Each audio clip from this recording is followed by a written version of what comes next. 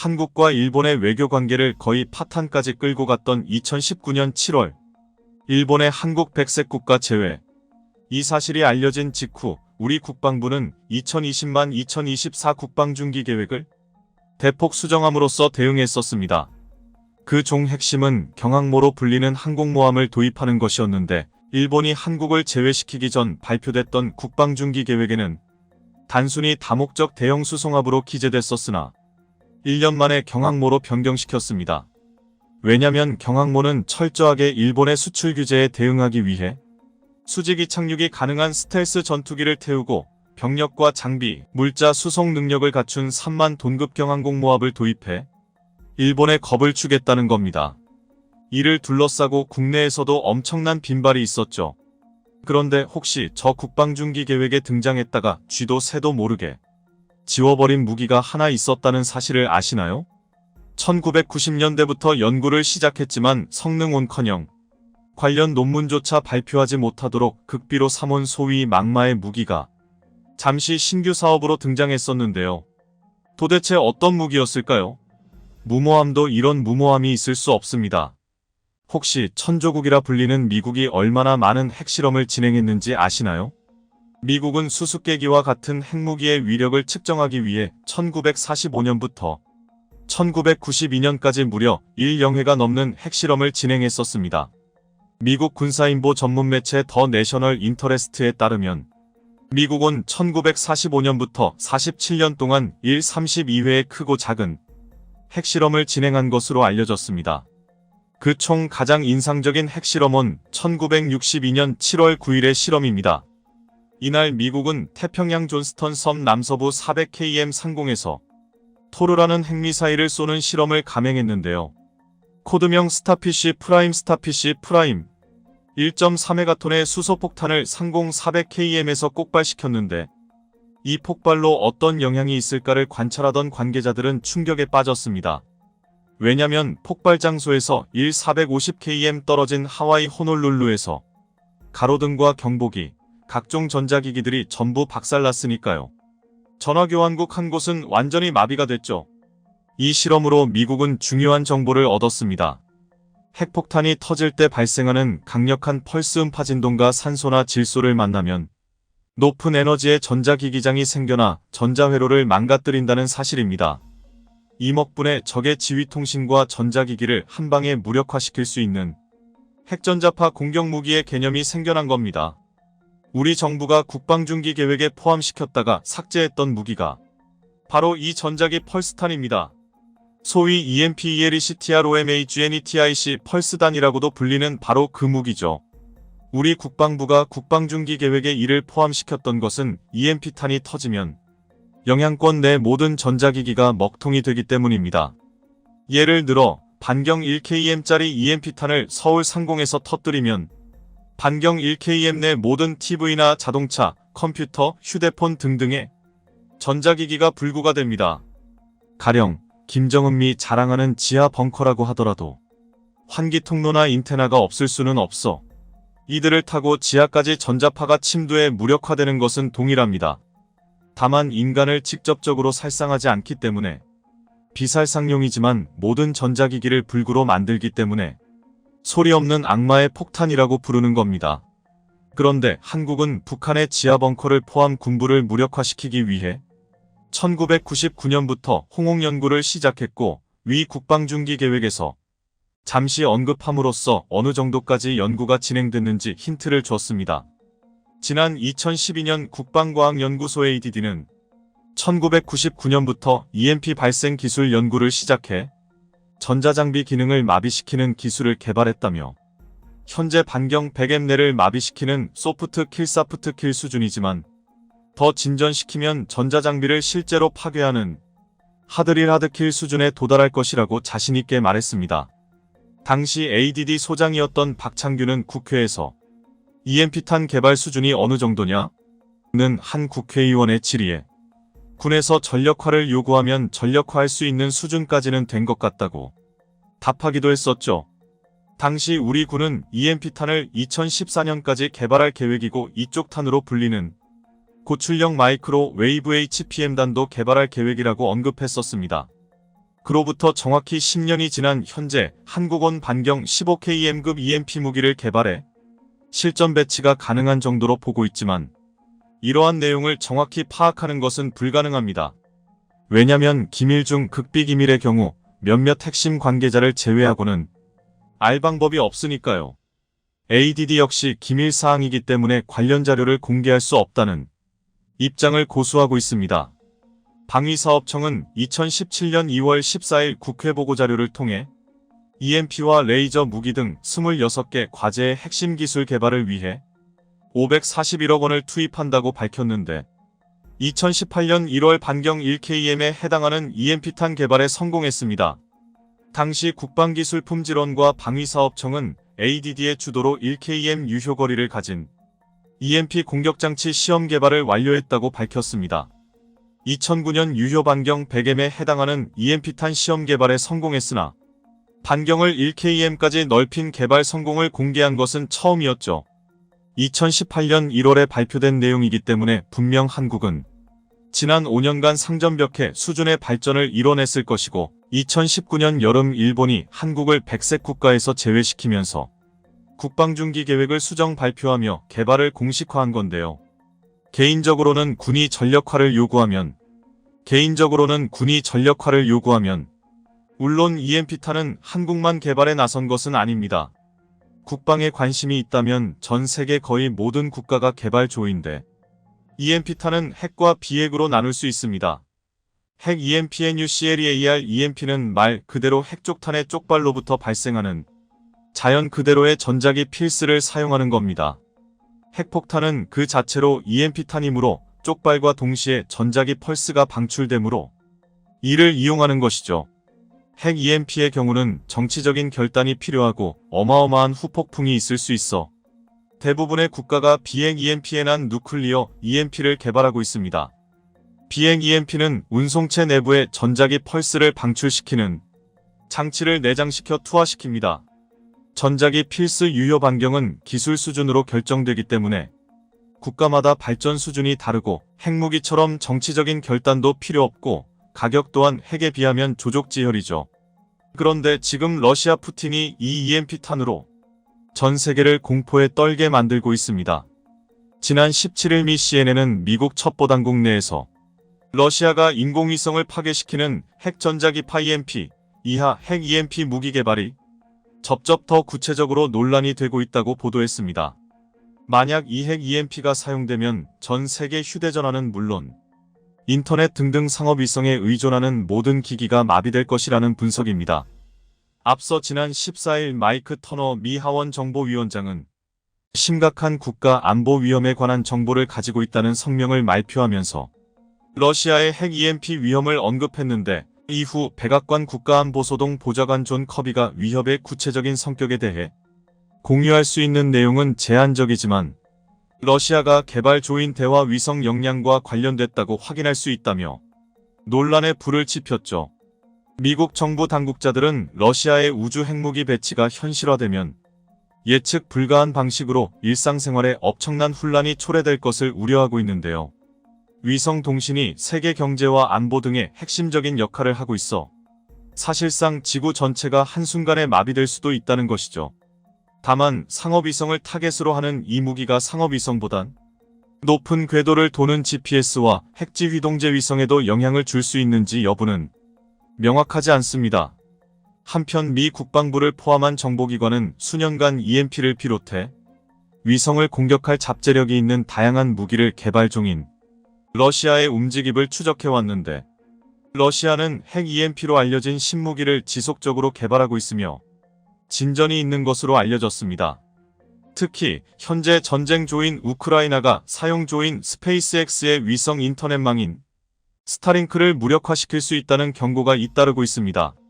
다만 만약 핵 EMP로 스타링크를 공격하게 되면 같은 궤도 공간에 있는 러시아의 위성에도 똑같은 피해를 입히기 때문에 러시아 입장에서는 그야말로 최후의 무기입니다. 이에 토니 블링컨 미 국무장관은 그나마 러시아와 대화가 통하는 조국, 그리고 인도와의 회동에서 우주에서 핵족발이 일어나면 미국 위성뿐 아니라 중국과 인도의 위성도 똑같이 파괴될 것이라며 우려를 전했죠. 만약 러시아가 우주에 핵무기를 배치하면 전 세계 모든 핵무기 보유국들도 안보를 이유로 전부 우주에 핵을 띄울 겁니다.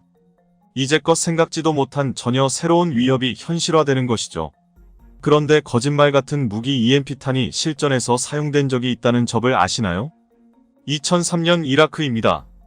이라크를 침공한 미국은 이라크 방송국을 공격하기 위해 짧은 시간에 20억 와트/W 이상의 막대한 전자기파를 발생시키는 고출력 극초단파 하이 파워 마이크로웨이브탄을 쐈습니다. 길이 2m, 직경 30cm의 비핵 EMP탄은 상공 10km부터 작동을 시작해 8km, 5km, 3km에서 각각 전자기파를 발사했는데 목표물이던 이라크 방송국과 반경 1km 내의 모든 전자기기가 완전히 마비됐었습니다.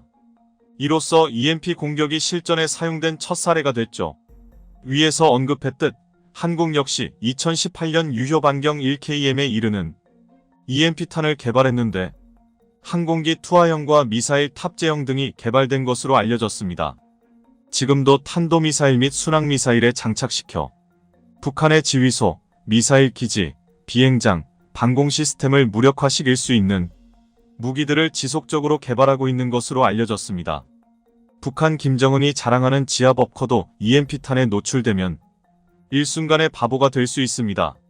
전선이나 케이블, 동풍구 등 금속이 존재하는 모든 공간으로 침투가 가능한데 지하 수백 미터 아래 벙커라도 최소한 숨은 쉴 수 있는 통풍구가 있으니까요. EMP 개발 분야에 있어서 북한이 한국보다 앞선 것으로 알려졌지만 한국의 개발 상황이 위협이 되는가 봅니다. 2019년 한국이 EMP탄을 국방조기 계획에 포함시켰을 때 북한의 조국평화동일위원회 조평동는 공화국 북반부 전 지역을 타격하기 위한 정밀 유도탄, 전자기기 필스탄, 다목적 대형 수송합 등의 개발 및 능력 확보를 목표로 한 국방중기 계획은 또 무엇이라고 설명하겠는가라며 날선 반응을 보였었죠. 그만큼 이들 무기가 북한의 입장에서 무서운 겁니다. 최근 일본에서는 전 국민을 충격에 빠뜨린 가상전쟁 시나리오가 발간돼 적지 않은 논란을 일으키고 있습니다.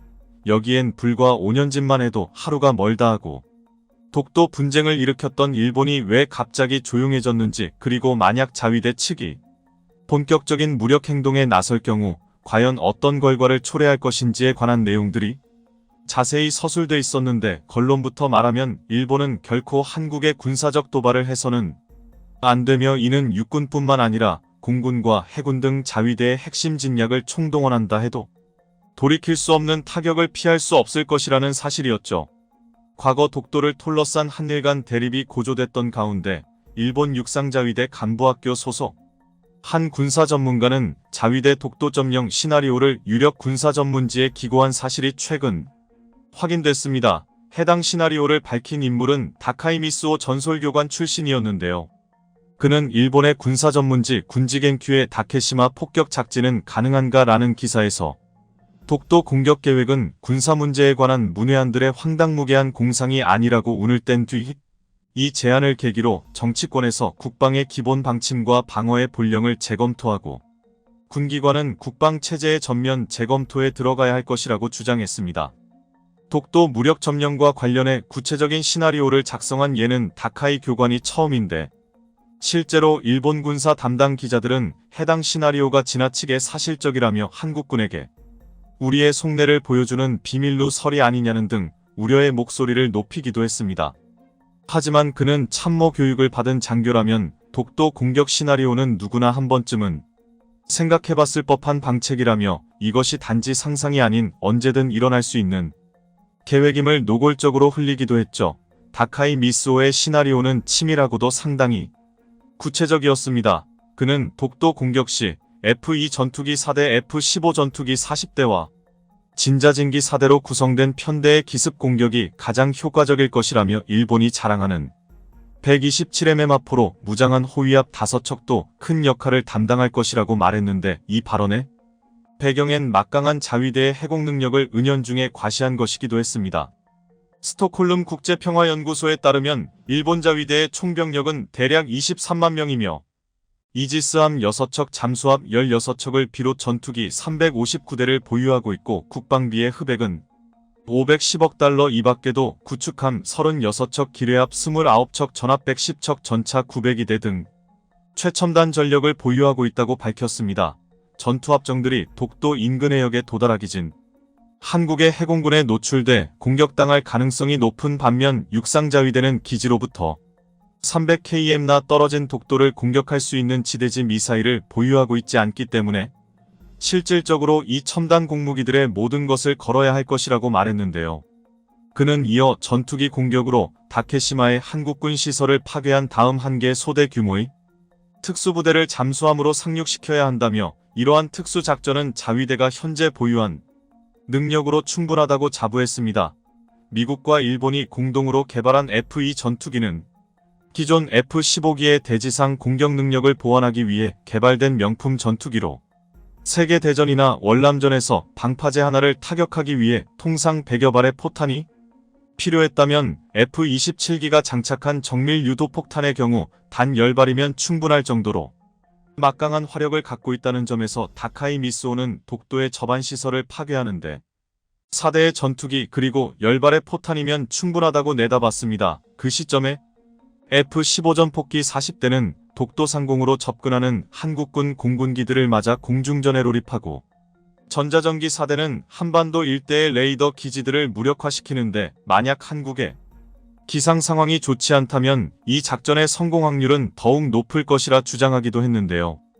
폭격이 완료되면 잠수함을 통해 기동군이 독도에 상륙하고 동시에 호위합대와 초계 임무에 들어가는 순간 1차적인 독도 탈환 작전은 성공이고 뒤이어 그는 독도 탈환 작전은 국지진에 불과하나 어엿한 육해공 통합작전이라며 계획에 성공하는 순간 독도가 자신들의 영도라는 것 그리고 군사행동이 정당했다는 것을 국제사회에 주장해야 한다는 등 정치적인 마무리까지 신경 쓰는 용의주도합을 보였습니다. 하지만 이 일본인 전문가는 뭔가 대단한 착각을 하고 있었습니다.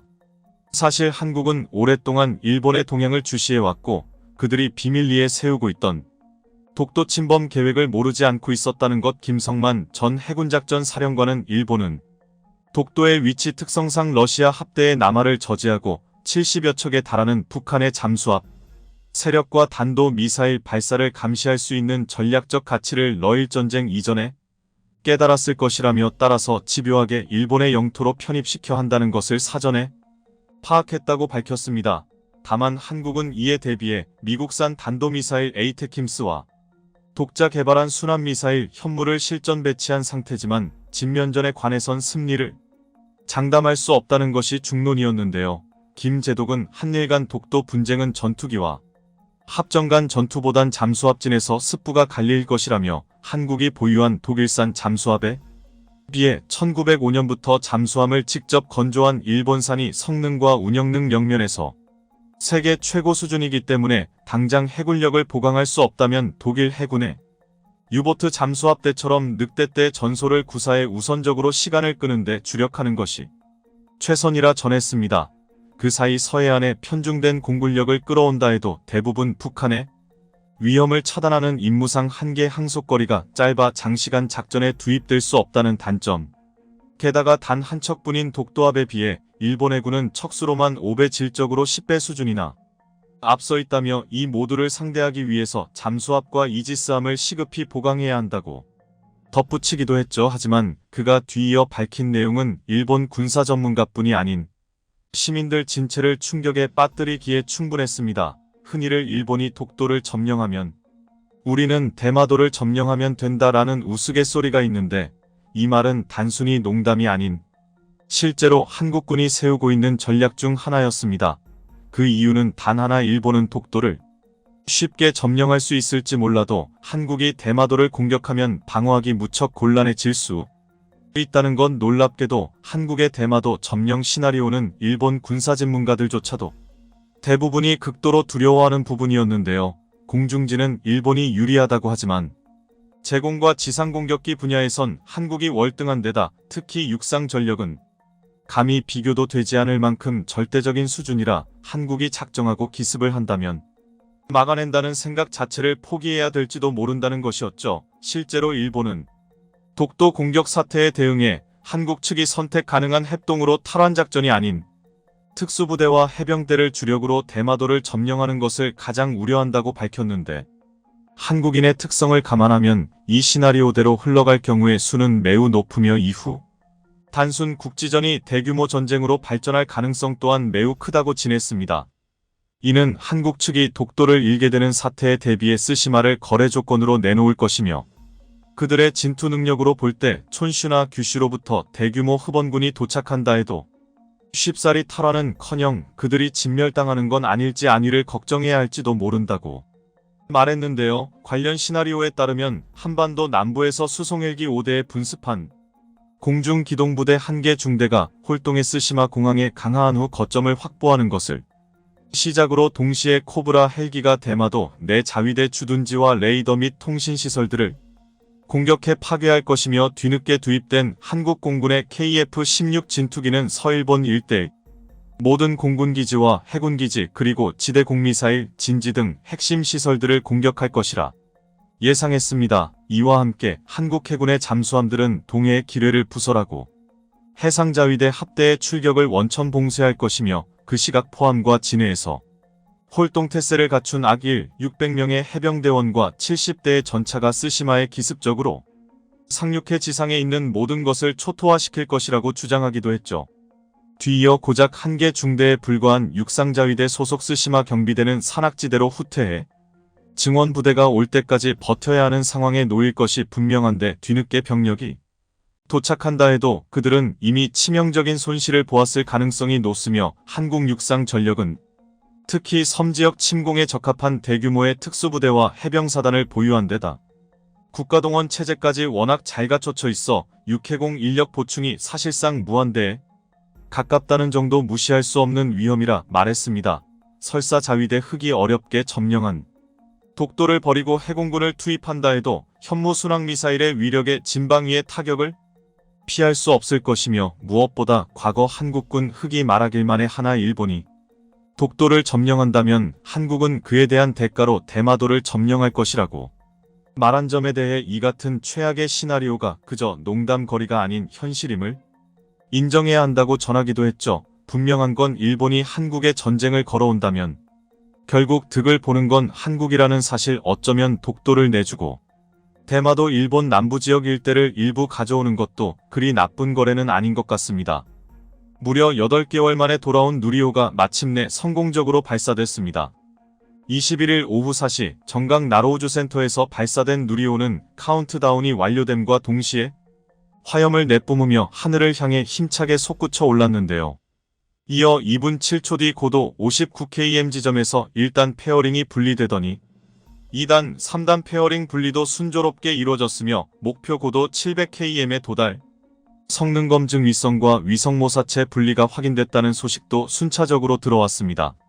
오태석 과학기술정보통신부 제1차관은 누리호의 목표는 1.5톤의 위성모사체와 성능검증 위성을 싣고 7.5kms 속도로 진입하는 것이라며, 위성이 제대로 작동하는지 그리고 큐브 위성이 우주 공간에 사출되는지가 최대 관건이라 설명했습니다.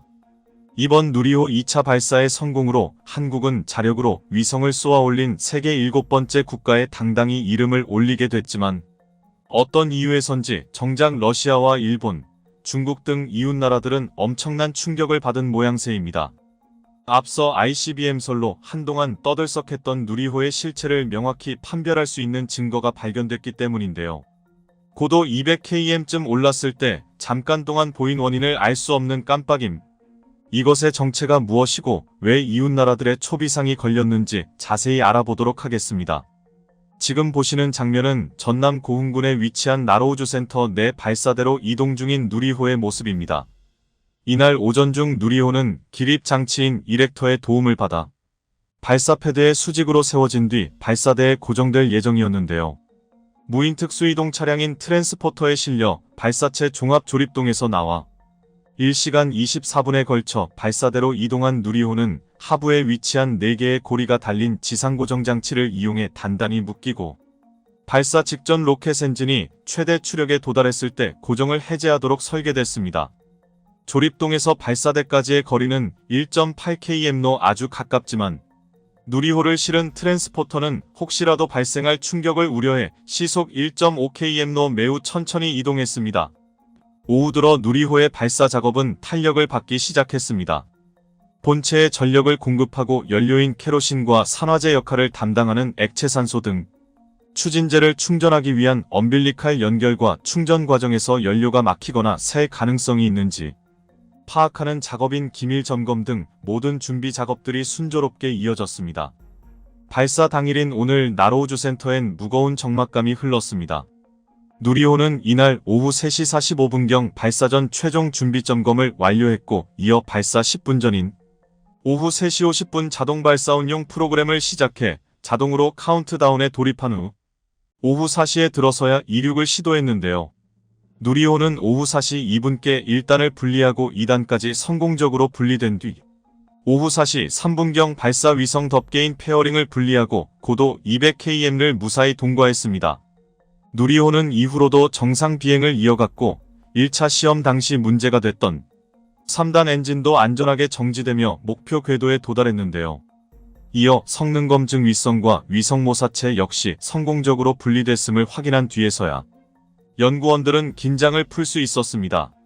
위성이 제대로 작동되고 있는가는 약 18시간 후인 22일 오전 10시쯤 파악할 수 있지만 전문가들은 특별히 외부적인 돌발 변수가 없는 한 이번 발사를 성공으로 봐도 무방하다고 밝혔는데요.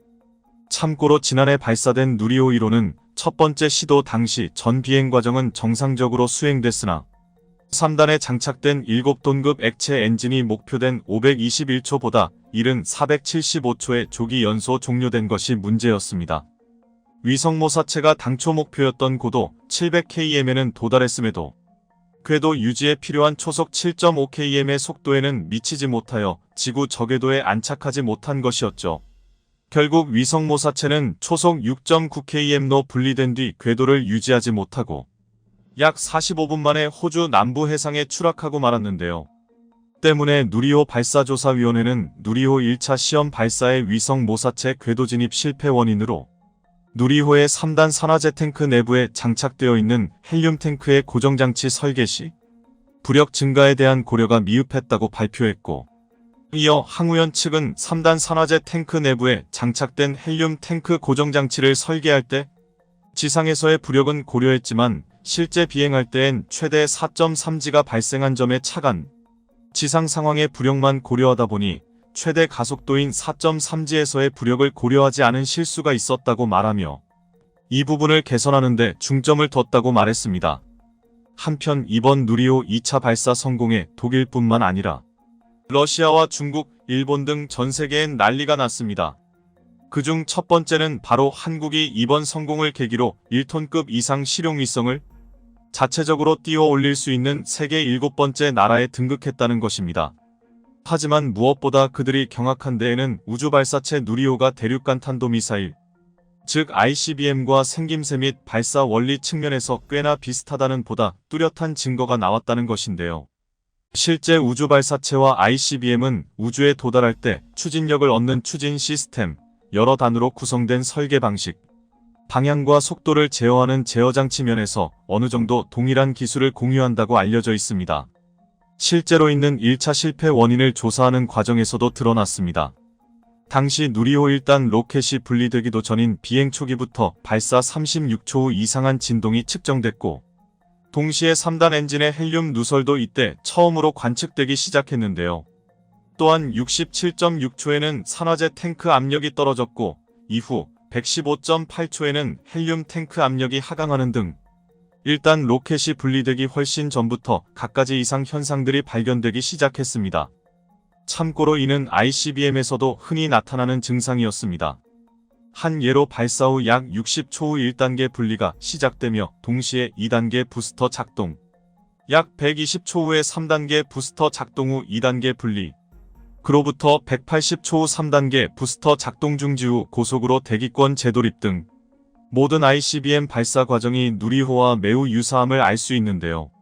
하지만 이웃 국가들이 정말로 문제 삼은 부분은 ICBM과 굳이 동일하게 설계될 필요가 없는 우주발사체 특성상 누리호가 고도 200km쯤 올라갔을 때 발생한 의문의 깜빡임이 바로 ICBM에서만 독특하게 나타나는 현상이라는 것이었죠.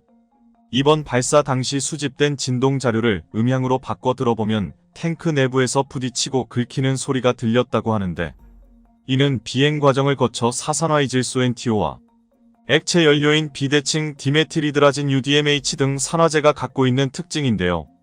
다시 말해 ICBM이 누리호와 다른 점이 있다면 발사 후 우주로 나가 있다가 다시 지구로 떨어진다는 점을 빼고 사용된 산화제까지 거의 모든 면에서 ICBM과 완전히 동일하다는 것을 의미했습니다. 무엇보다 충격적인 점은 이번 누리호 2차 발사 과정에서 200km 상공에서 잠시 나타난 반짝임의 원인이었습니다. 참고로 ICBM과 전문 우주발사체의 차이를 살펴보면 우주발사체는 효율이 높은 액체산소 혹은 액체수소와 같은 저온 연료를 쓰는데 제약이 없는 반면 저온 연료는 반드시 발사 직전에 주입해야 하므로 즉응성이 떨어진다는 이유로 전문 ICBM에서는 사실상 선호되지 않는다고 알려져 있습니다. 이런 이유로 ICBM에는 보통 질산과 사산화이질소 히드라진과 같은 상온에서 액체 상태인 산화제를 사용한다거나 아니면 아예 고체 추진제를 쓰는 경우가 대다수인데요. 참고로 이 추진제는 발사 60초 후 2단계 부스터가 작동되는 과정에서 적극 사용되기 때문에 흔히 ICBM에선 이때 약간의 반짝임 현상이 관찰된다고 알려져 있습니다.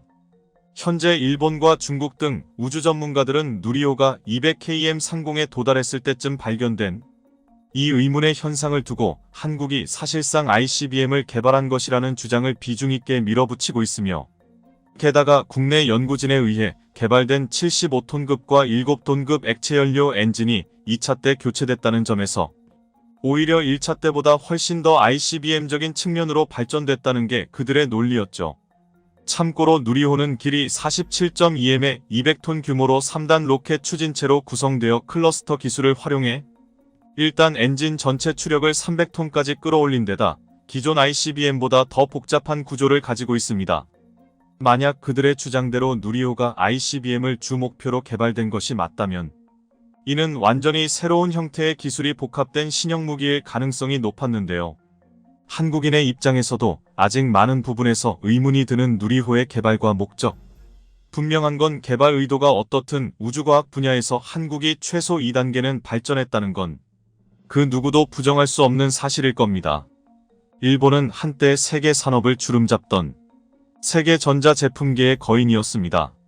전 세계 모든 거실에는 소니 TV가 놓여 있었고 아이들의 꿈은 소니 워크맨을 갖는 것이었으며 회사에 가면 다들 샤프 모니터를 보며 일을 했습니다. 우리 한국이 그런 대단한 일본을 따라잡은 것은 사실 얼마 되지 않습니다. 최근 들어 아주 조금 살짝 앞서간 것을 두고 우리는 과도하게 의미를 부여하며 약간의 오만함에 빠진 경향도 없지 않습니다. 아무리 지금 일본이 지난 30년째 경제가 추락하고 있고 방사능으로 나라의 땅과 물 그리고 공기가 오염되었으며 앞으로 50년이 지나도 다 갚을 수 없는 세계 최고 수준이 또 그동안 세상을 호령하던 일본 최고의 기업들이 다 퇴보해버려 이제는 일본에 있는 모든 전자기업들을 모두 다 합해도 우리 삼성 하나보다도 작을 정도로 산업 전체가 쪼그라들었으며 그 때문에 일본의 국제 신용 등급은 경제 선진국으로서는 매우 이례적인 현재 3등급 상황에 놓여 있고 또 지금도 계속 추락 중이긴 하지만 일본은 절대로 그리 만만한 나라가 아닙니다. 일본은 우리처럼 말로 떠들지 않습니다. 미리부터 말로 떠드는 건 마치 영화 유주얼 서스펙트의 제목을 절름발이가 나쁜 놈이라고 짓는 것만큼이나 김이 새는 짓이기 때문입니다. 그리고 제품으로 당당히 증명해버립니다. 그런 반면 한국은 그리고 그 중에서도 특히 LG는 별것도 아닌 제품 개발해놓고 마치 대단한 것을 개발한 것 마냥 너무 호들갑을 떱니다. 사실 자기들도 그게 많이 부끄러운지 정작 신기술을 잔뜩 개발해놓고는 홍보도 잘 안합니다. 최근 LG에서 나온 신제품들을 보면 고작 이런 수준입니다. 세계 최초로 그 세상 쓸데없는 트롬 스타일러를 내놓더니 100도씨로 끓여 만든 스팀을 바람과 함께 이용해 신발 주변에 묻어있는 작은 이물질까지 깨끗이 세척해주는 신발용 트롬 스타일러를 내놓았습니다.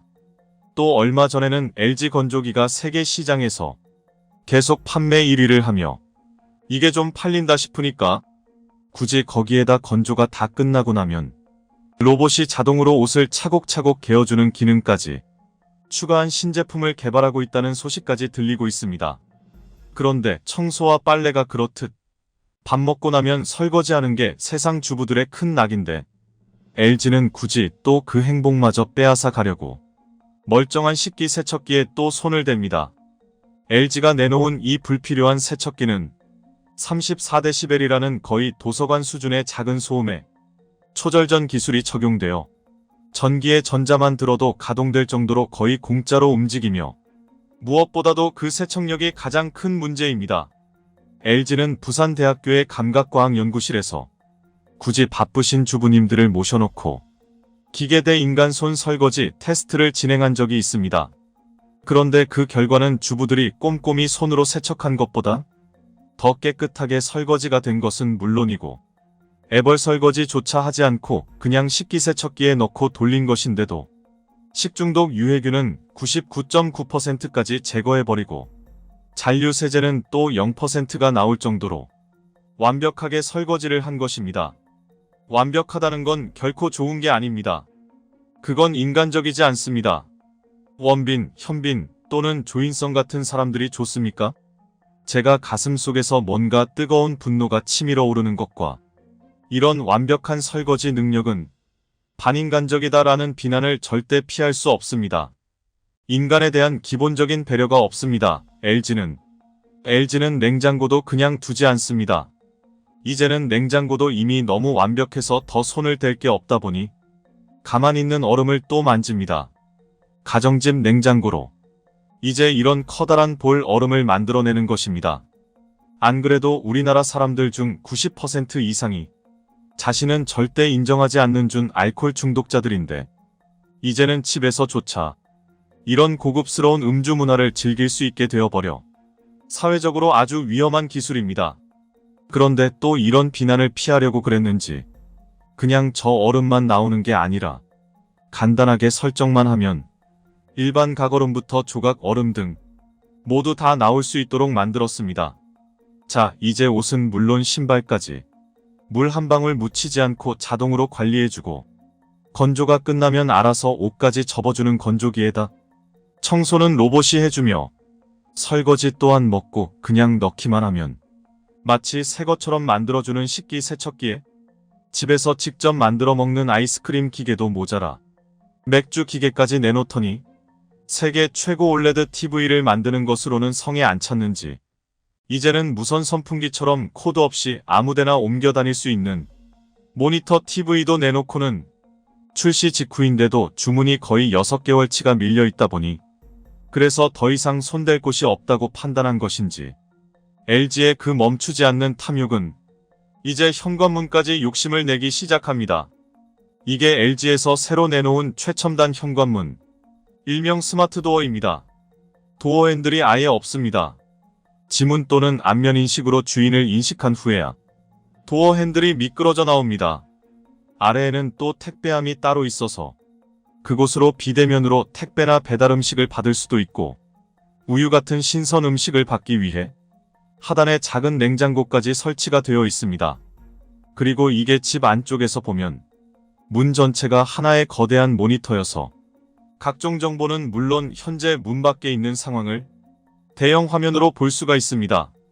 모니터가 작동하지 않을 때에는 초대형 전신 거울로 기능을 합니다.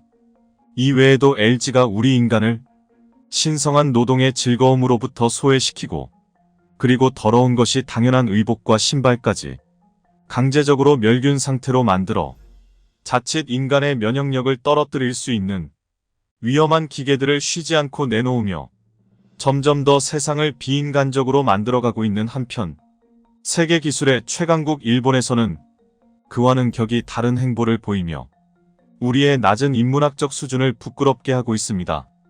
일단 일본이 인간과 환경 그리고 생명을 소중히 한다는 사실은 세계인 모두가 다 잘 아는 사실입니다. 그래서 가장 친환경적인 재료인 국가 주요 사업으로 개발해왔고 또 우리가 알고 있는 단순히 침대만을 만든 게 아니라 그 디테일을 보면 일본이 얼마나 자연, 그 중에서도 동물을 사랑하는지 알 수 있는 이 골판지사우루스도 그렇고, 또 모두가 서로를 너무 아끼고 믿어 파티션 문화가 아예 없는 일본 회사에서 등 뒤로부터 자신의 프라이버시를 보호하기 위해 개발된 이 목도리 도마뱀 골판지 등 파티션까지, 그들은 최신 기술 친환경 신제품을 개발하면서도 절대로 자연에서 멀어지는 것을 원치 않습니다.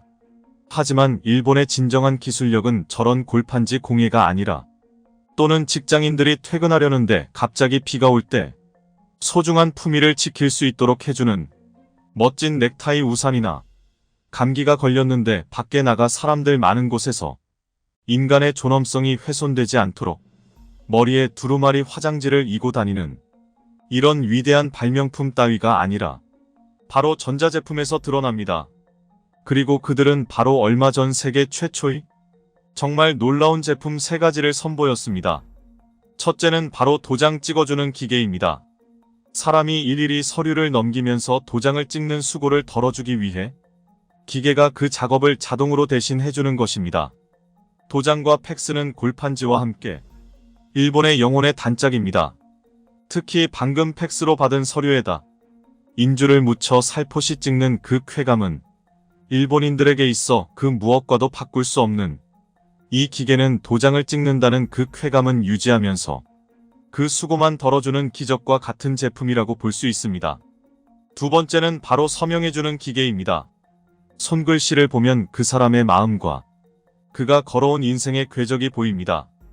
그만큼 손글씨는 한 인간에게 있어 마치 정신의 지문과도 같은 소중한 아이덴티티이며, 물론 그 옆에는 바로 앞에 있는 가위를 짚는 것조차 마치 택배를 보내는 한 마리 배고픈 짐승처럼 입으로 테이프를 뜯어가며 포장을 하고 계신 아저씨들도 꼭 한둘 있으십니다.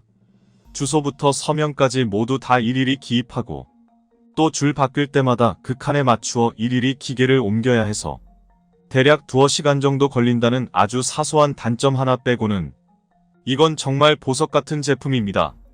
끝으로는 바로 이 전자사전입니다. 2021년 최신 제품입니다. 무려 500MB에 달하는 아주 넉넉한 저장 공간에다 약 800x800 정도의 해상도를 가지고 있어 사용하는 이로 하여금 강제로 20년 전으로 추억여행을 떠나도록 해주는 고마운 기계입니다. 하지만 이 제품의 진정한 진가는 바로 이 자판에 있습니다. 일본이 어떤 나라입니까? 자판이 일본이고 일본이 자판입니다. 그만큼 그들에게 있어 자판은 자부심이자 기술력의 상징입니다. 그냥 딱 봐도 자판 크기가 좀 많이 크고 그 수도 많이 부족해 보입니다. 게다가 일본어 자판은 보이지도 않습니다. 일본어를 쓰려면 기능 버튼을 따로 눌러서 화면 안에서 또 다른 자판을 눌러야 하고, 거기서 또 한자를 쓰려면 추가로 한자 자판을 띄워서 써야만 합니다. 요즘 우리나라 아이들의 가장 큰 문제는 과도할 정도로 사용하기 쉬운 문자인 한글과 세계 최고 수준의 인터넷 환경 때문에 언제 어디서든 너무도 쉽게 지식을 접할 수 있어 지식의 소중함을 모른다는 데 있습니다. 하지만 이 위대한 전자사전으로 단어 하나를 검색하려면 최소 10분은 걸리기 때문에 학생들은 그렇게 고생하며 배우게 된 영어 단어의 뜻을 절대 잊을 수 없게 됩니다. 강제하지 않고도 스스로 터득하게 만드는 힘. 단지 영어만을 공부하는 것이 아닌 그 과정에서 인생의 소중한 교훈까지 함께 교육하며 공부를 중도에 때려치게 만들어 인생에는 공부 외에도 많은 길이 있다는 걸. 위대한 기술력. 이게 바로 인문학의 힘입니다. 우리 대한민국은 이제 다시 긴장해야 합니다.